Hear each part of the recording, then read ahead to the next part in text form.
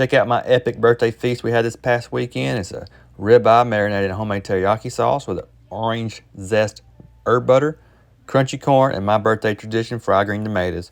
Y'all, a ballad should be sung about this feast.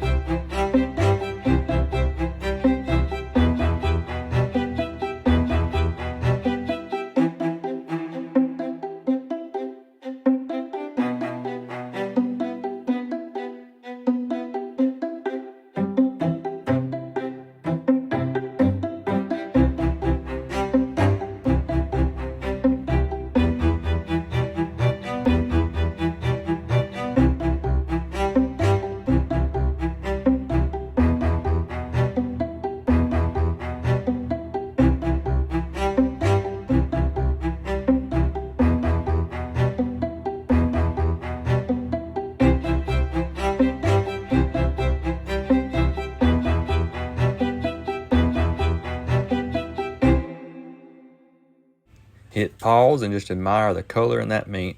Put some salt on it and let it sit for about 15 minutes. Made it pop.